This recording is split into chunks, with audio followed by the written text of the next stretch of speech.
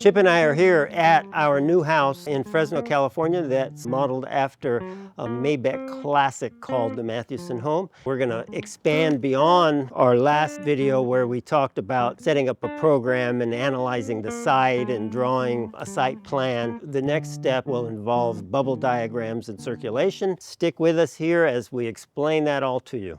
If you missed step one in designing your own garden/landscape, watch step one before you watch this video of step two.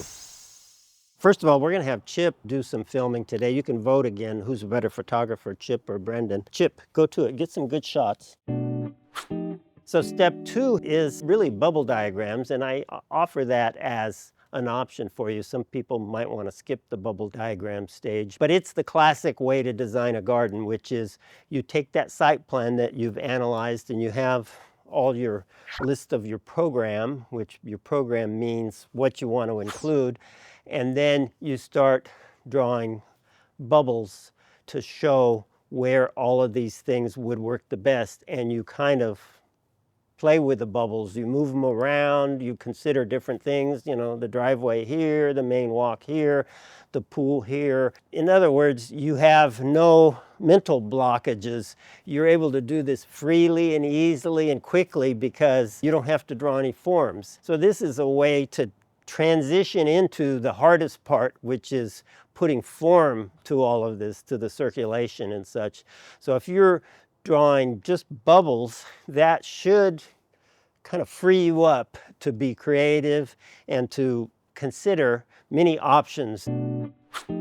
One of the things you're considering as you're doing these bubble diagrams is form follows function, which is a phrase, I don't want to say old and tired. I agree with it completely, but it's a little bit obvious to me. But I like to emphasize that in landscaping because a lot of time you see landscape designs that are more concerned about, say, making it look like Hawaii or making it look like the mountains as the first consideration. So form follows function tells you that the first consideration should be the function of it, how you're going to use it. And that goes in with what I've preached on this channel about making landscaping useful, allowing it to improve your life. And it also goes nicely with a lot of other landscape axioms that I really believe in and promote, like Thomas Church wrote a book called Gardens Are for People. We want people to be able to use gardens in a way that benefits their life. One of my other favorites, Lawrence Halprin, who said, the great challenge for the garden designer shouldn't be to make the garden natural, but to make the garden so the people in it will feel natural. Three very famous luminaries in the world of architecture and landscape architecture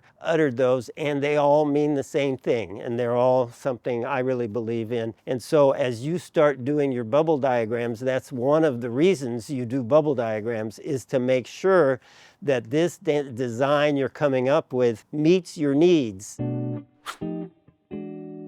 Bubble diagrams include circulations, but instead of drawing the shape of the walks, you'll draw a bubble and show, you know, here's how I get from this space to this space. You can see what we've done here and how we've gotten started. So where we're standing is directly in line with the only pedestrian gate that leads you to the front door. So you'd have kind of a bubble around the pedestrian entrance, and you'd have some kind of bubble around the walk that leads us to the front door.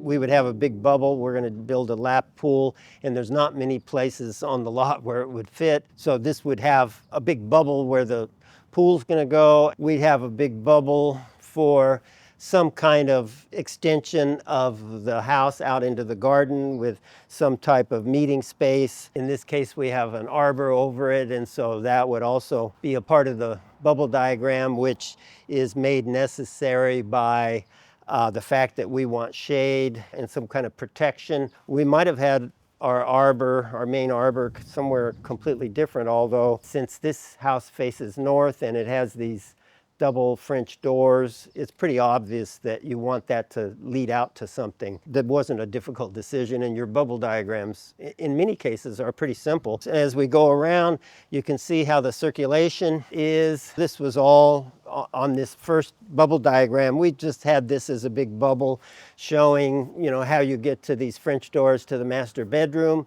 and to the guest bedroom. And then we've got like a little onsen that we wanted to work in here somewhere, an onsen being a Japanese mineral bath. We knew we wanted that, so we played with bubble diagrams of where the onsen would be and the relationship between circulation and the onsen. So this is before the onsen has any form. We're just trying to figure out where we're going to put it in relation to these French doors, in relation to each room. This was not part of the new construction, but we tied it in by plastering it the same as the new house. This was a 650 square foot guest house, and on the back side of it, we did its own separate courtyard, which again, we would just use bubbles to determine where we wanted that. And the circulation isn't real complicated because there's not a lot of room, but again, we would show that in the sense of a bubble. A lot of the bubbles are self-evident. We continue around. We just did this new screen. We're going to grow a vine on it to extend a very short neighbor fence so that we can increase privacy for them and for us. You would have analyzed that fence and its shortcomings in the site analysis. Probably in a bubble, you would circle that fence and you would say extend fence, but you wouldn't know how you were going to do it yet. Since it's so narrow, there's not a lot of opportunity here for much in the way of design, but still you're identifying it. You're identifying how you get into the garage and how you go out to the street and where the gate could be for the cars. And you're identifying a main courtyard area in the front. Again, with bubbles, you're aware of easements and such, which is on your analysis of the site, so you know where the front fence could be. In this design, we've created kind of a unique use of fencing to where it's all a backyard. You know, it's all accessible and screened from the street. We're trying to make gardens are for people. We're trying to make it as useful as possible, so we're going to have seating in here. But at this stage, this would just be a bubble. Chip's bringing up the rear there, filming things very carefully. Come on over here, Chip. Then we're back around to the main pedestrian gate, and we look at how we're going to get from the gate to the street, and we look at where guests will park. That's a bubble. We don't have it all in yet, but we started the process, and then we're back on this main walk, which is leading us to the front door. I hope you get the idea that bubble diagram part of the design is really very simple, and we hope it opens your mind to be able to go to the next step. In my opinion, the hardest step is to take those bubble diagrams and give them form. But if you start with the bubbles, that should give you some hints. Have you gotten all the best shots? You want to come over here? Oh, okay. Okay, he's ready. I think he got all the best shots. I'm eager to see how they compare to your shots. So hopefully this was helpful, and we'll continue this series. Like it if it was worth liking. Comment below and subscribe and tell all your acquaintances to do the same. So if you're stuck in the process, you go back to the program, your original list of uses and your original analysis of the site. If you know exactly how you're going to use it and what you're trying to accomplish and your constraints and your opportunities, then that should give you some ideas